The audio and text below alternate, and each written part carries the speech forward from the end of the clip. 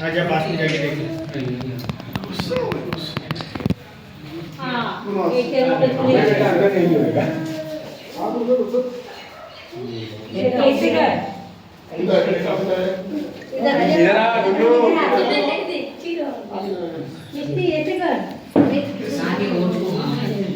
सही कर रही हो अगर इस उम्र के हिसाब से। ठीक है एक बस हो गया बेटा, बार बार नहीं करते, रख दो बस कर दो। रख दो। शावक बनाया था। ये काल में आचार्य भगवंत ने एक महत्व का उपदेश दिया। 84 के चक्कर में फिर के आपको मनुष्य भाव मिला।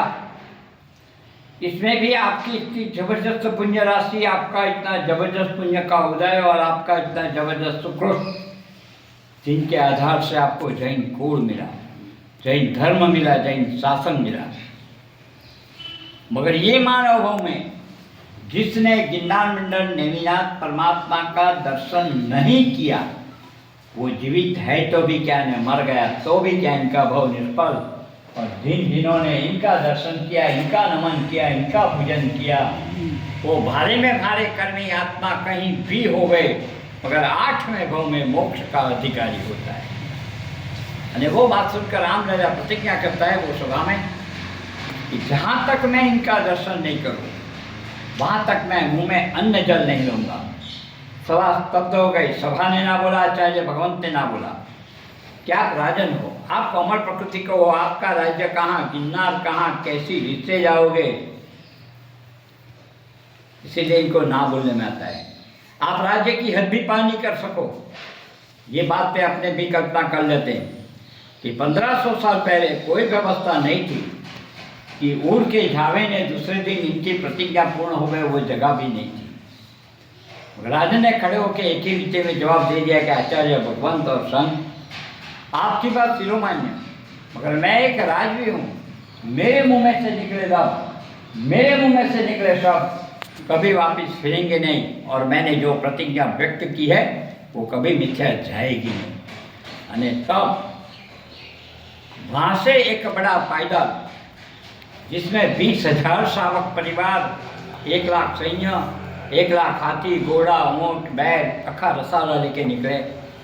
65 दिन में उनको पहुंचना है गिरनार में। 32 दिन में आए ये खंभात की भूमि में। यहाँ आते ही राजन की तबीयत बिगड़ी।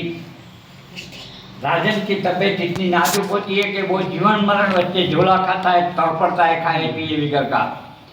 जहाँ भी इनको बोलने में है कि राजन कुछ खाओ कुछ पियो, आधी मंजिल कटी है, आधी काटने की बाकी है।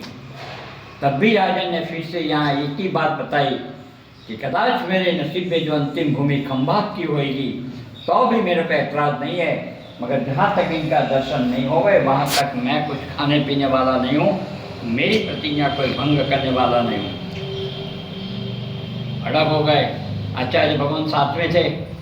इन्होंने देख लिया कभी यहाँ परिस्थिति क्या होएगी, तब इन्होंने यहाँ तेला किया और तेला करके इनकी अधिष्ठायिका का अंबिका देवी का आह्वान किया और साक्षात अंबिका देवी को प्रकट किया। उपवास के तीसरे दिन रात्रि के पहले प्रहर में अंबिका देवी आचार्य भगवंत के पास प्रकट हुई।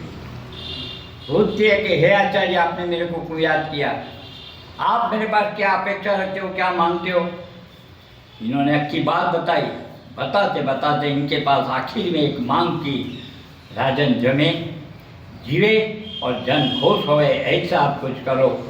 ये बात सुनकर अंबिका देवी यहाँ से गिरनार जाकर एक बड़ी प्रतिमा इनके सिर पे उठा के खंभात ले आई। सुबह राजन को दिखाया कि हे भक्त, तेरे सत्व, तेरी प्रतिज्ञा, तेरे भाव से मैं खुश हूँ।